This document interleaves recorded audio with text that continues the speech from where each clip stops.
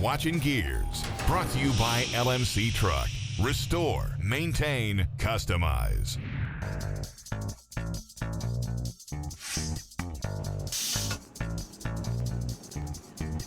There's the spot. Right there. You know, one thing that we get a lot of requests for is people want to see us take an old derelict piece of junk out of a salvage yard and turn it into something really cool, just to show it can be done. That is a great idea. And as you can see, the salvage yard has got all kinds of possibilities. You got an old 50 Chevy truck here and a car there and a later model pickup here and Camaros and Mustangs. I mean, it's all here.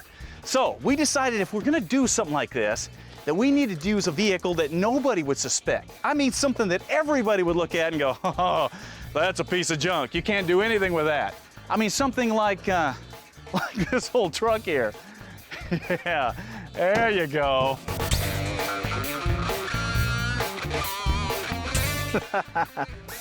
Of course, if you're gonna pull a project out of a salvage yard, it's a good idea to get as many other parts out of that salvage yard as you can to help you build the project. Oh, look at this, Skinnered. Because you can't beat the price, and it's a lot of fun. Steady as she goes. Keep going, we got it. Keep going. There you go. Yee. And you thought I was kidding about this vehicle. No way. I guess the big thing is, what exactly do we have here? Well, maybe nothing. But then again, it could be the start of something really cool. Remember, some of the coolest projects start from the lowliest beginnings. And saving a vehicle from the crusher is always a good thing.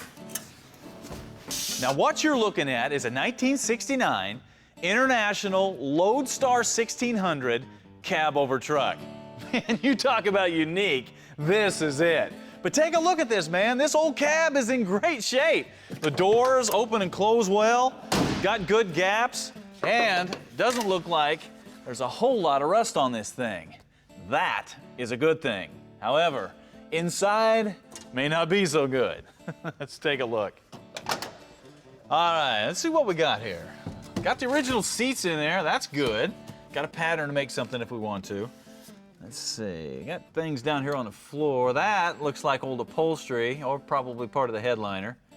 Got some other stuff here, don't know what it is. What the heck that is. Hey Mark, why don't you smell that? Tell me what that is. Oh, man. That is, oh man, that's chicken poop, man. This thing's got chicken crap in it. What the heck? Look at this.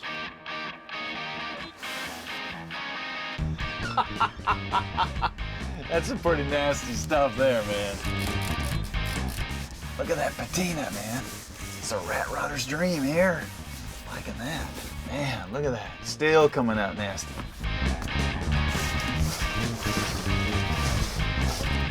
There you go. But that's not all. More bottles.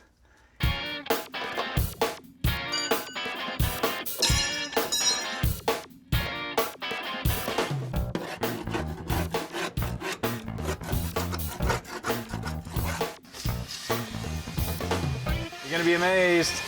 I'm telling you, you're gonna be amazed.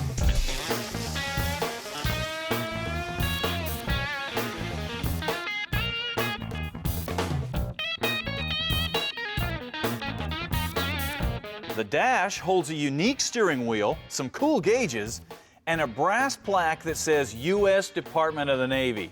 Boy, if this thing could talk. Now, obviously, when you got a vehicle that's been sitting in long-term storage or been out in a field or in a salvage yard for a long period of time, the big question is, what about the engine? Can you make it run?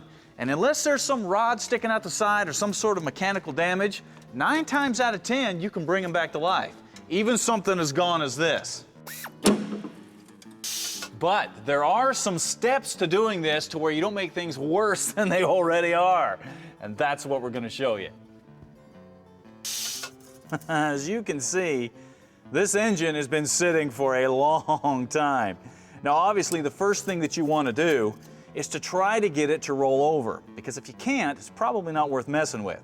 Now, the best way to do this is to pull all the spark plugs out, shoot some penetrating lube down in the cylinders, get everything all nicely lubed up, and then try to turn the engine over either by using the starter or a breaker bar down on the bolt on the crank. If you can get it to roll over, you're in business.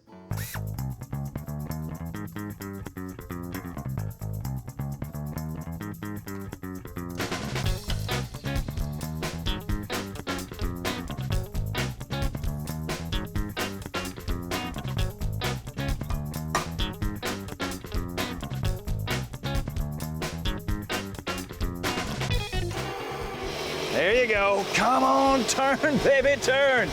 All right. Well, it's not locked up. It's actually turning over really well, which means we're going to get this sucker running.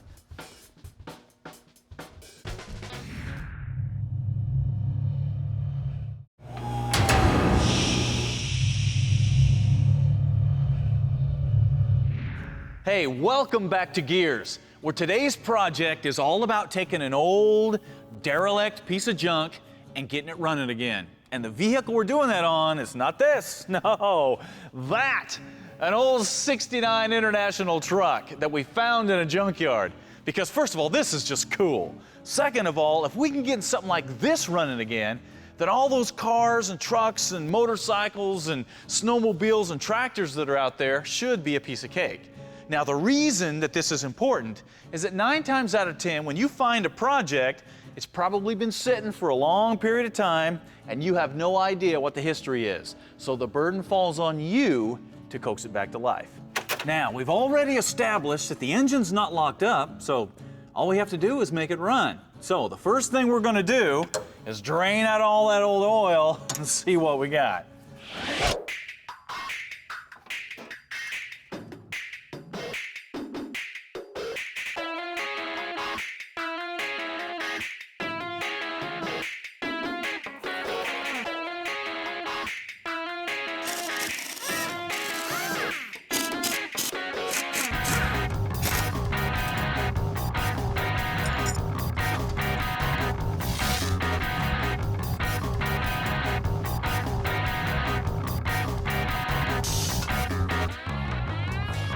Then we'll follow that by draining the cooling system and getting all the hoses and linkage and all this other stuff out of the way.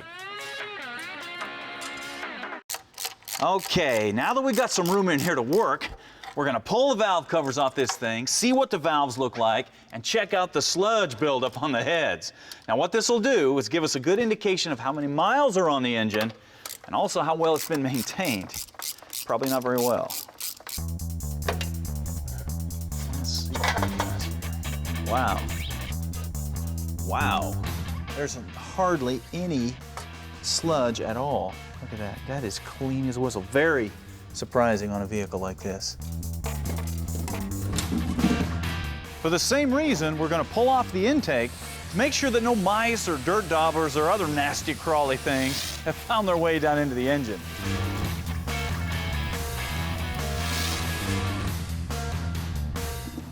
Do you hear a big hissing sound?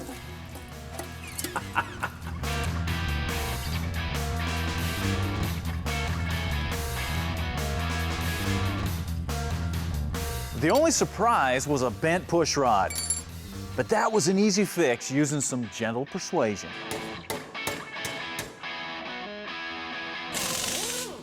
All right, one of the first things that you're gonna need to buy when you're digging into something like this are some new gaskets, because you know you're gonna have to replace some old cruddy gaskets on an engine that's been sitting as long as something like this has. Now, the good news is you can still buy pretty much any gaskets that you're gonna need down at your local auto parts store. The bad news is you probably can't get them separately if you're working on something as odd as a '69 International 345. No, you're probably gonna have to buy a complete gasket set like this, even if you're just needing some valve cover gaskets.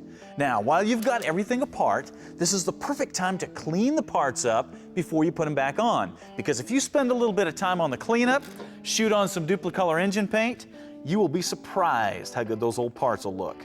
Well, there's no doubt that it looks better, but it doesn't run still. So we're going to turn our attention to the electrical system and see what kind of problems we can solve there, because you know we got problems there. The first thing we did is head down, pick up a new coil, a new condenser, and a new set of points that's going to run fire down through some new plug wires. Then at the end of those plug wires, we're going to put some of these E3 spark plugs because we want as much fire going down into those cylinders as we can possibly get. Now, I know some of you guys are probably looking at this going, well, why don't you just try to reuse this stuff? Well, first of all, something like this 9 times out of 10 is going to be bad. Second of all, it's not that expensive to replace this kind of thing. And third, it's going to save you a ton of headaches just to replace it all now.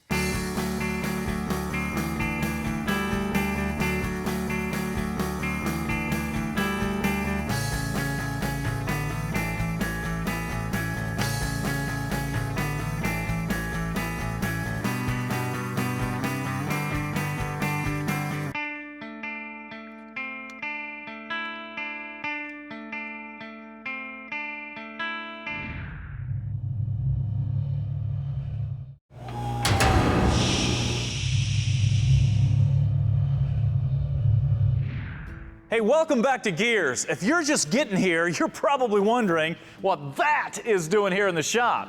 Well, that is the perfect project to illustrate how easy it is to bring something back to life that's been abandoned or given up on in a garage or relegated to a junkyard like this old truck had been. Now, the key to pulling this kind of project off is you've got to take your time and slowly eliminate all the problem areas. Problems like bad gaskets, bad wiring, bad fluids, all of which we've already done to this project. Now, we're going to turn our attention to the fuel system, and you know that's going to be nasty. Now, just like the electrical system here, on an engine this old, you're going to want to replace pretty much the whole fuel system, the fuel pump, the filter, the lines, everything. Even if they don't look too bad on the surface, this will save you a ton of headaches down the road. Now, with a fuel pump, you got some options here. You can go back with a stock mechanical pump, or you can upgrade to an electric fuel pump like this one from Holley. The electric pump will give you the option of mounting the pump wherever you want, as opposed to having to keep it down on the engine block.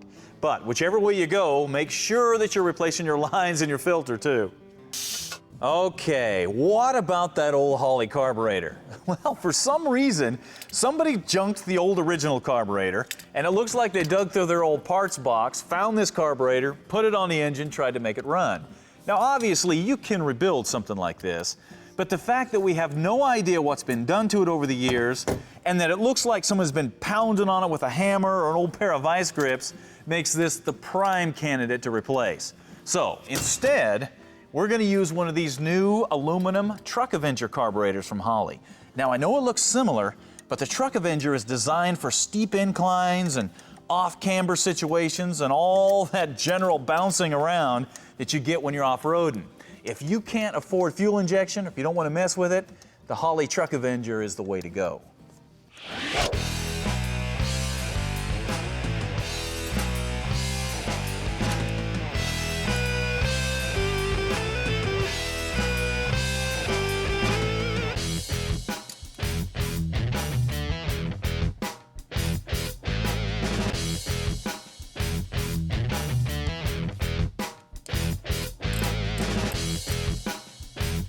While you're working on the fuel system, if you're planning to reuse the stock gas tank, you're going to need to drain out all the old nasty gas and make sure the tank is flushed so you don't have any dirt or sludge or dead animals in it.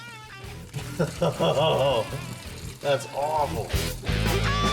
All right, the final step is to swap out your hoses, because the last thing you need once you get that engine started is for an old hose to pop and cover everybody with hot, scalding coolant. You got to replace them anyway. Now is the time. And that is pretty much it. Now, as you can see, it looks like we have a brand new engine sitting down there. But the big question is it going to run? Well, it should, but the only way to find out is to turn the key.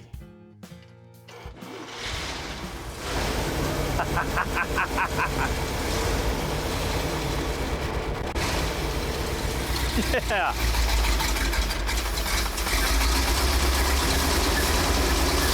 It sounds awesome. And smooth.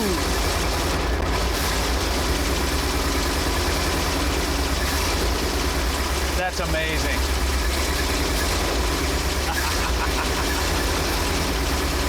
Dun, dun, dun, dun. Now, quick tip. Brought to you by E3 Spark Plugs. Born to burn. You know, without a doubt, one of the most important tools in any toolbox is a screwdriver. Unfortunately, a screwdriver can also be the source of a lot of frustration when you're trying to drive small screws down into tight areas. Now, of course, you can buy a magnetized screwdriver for more money, but what about all these tools you've already invested in? It'd be nice if you could magnetize that stuff, right? Well, you can. Here's how. Take an old stereo speaker like this, and then just slide the screwdriver down one side of the magnet, and you have got an instantly magnetized screwdriver. Not only that, but it works on other tools too. Check this out. Yeah, now, when you want something to stay there, it's going to stay there. If you'd like to learn some more simple solutions to problems like this, you can find them on the Quick Tips page on the website.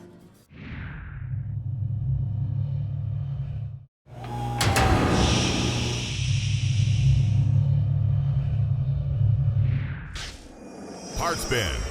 Brought to you by Cherry Bomb. Disturbing the peace since 1968.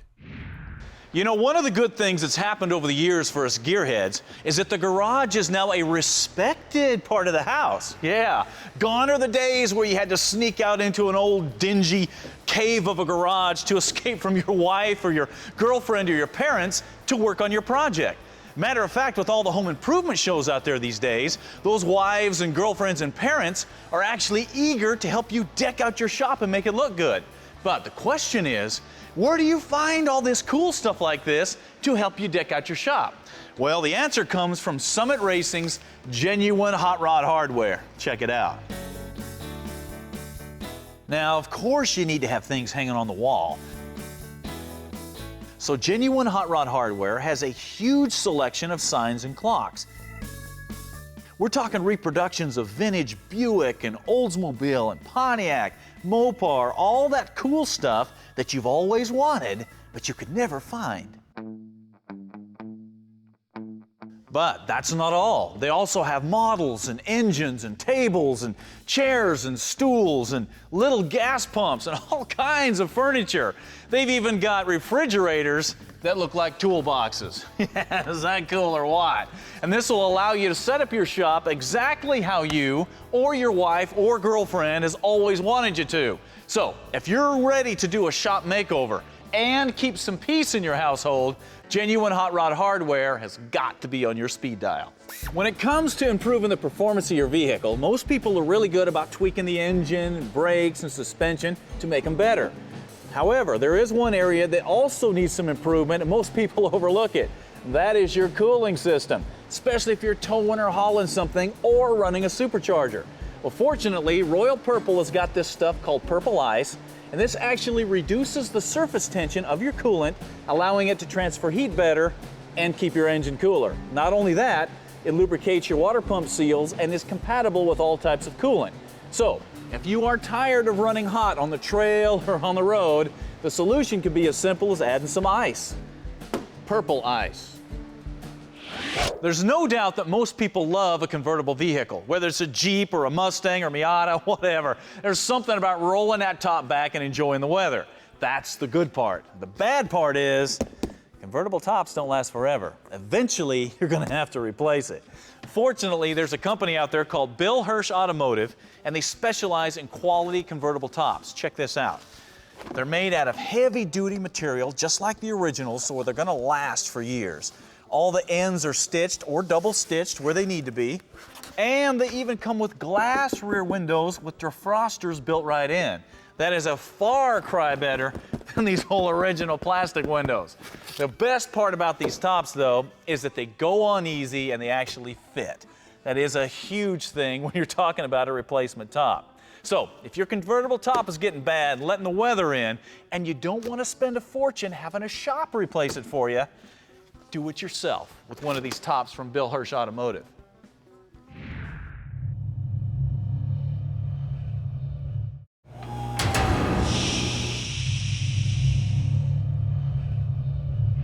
What are you working on? Brought to you by Miller Electric, the leading manufacturer of arc welding and cutting equipment for your business or home shop. Today's What Are You Working On comes from a Jonathan Messer in Spokane, Washington. And his project is a 1964 Ford Falcon Sprint. Take a look at it. Yeah, that is exactly what it looked like when Jonathan found it. He pulled it out of a field. Now, Jonathan says the reason he picked this project is that everybody's doing Mustangs and Camaros, and he wanted to do something different, something that would stand out in a crowd. Well, he picked it. Now, the first thing he did was drag this thing home and start working on it. Here's some shots of this thing all stripped down. You can see he's doing metal work on it. He's got the interior stripped out. Here's a nice shot of the interior being worked on. This turned into a 5-year resto mod project for Jonathan. But finally, it was time to start putting it back together. Now take a look at this interior. Yeah, things starting to look good. And here's a final shot of the stance of this thing. And of course, here's Jonathan beside his pride and joy. Now, the thing that Jonathan says he's most proud of is the fact that he did all of the work himself, with the exception of the paint and the seats, and he did it with just regular hand tools and a welder. Jonathan, great job, man. Matter of fact, to recognize that, we hooked up with our buddies at Miller Electric, and we're gonna give you a brand new American Eagle self-dimming welding helmet. So hopefully your next project is gonna be every bit as good or better than the one you just did.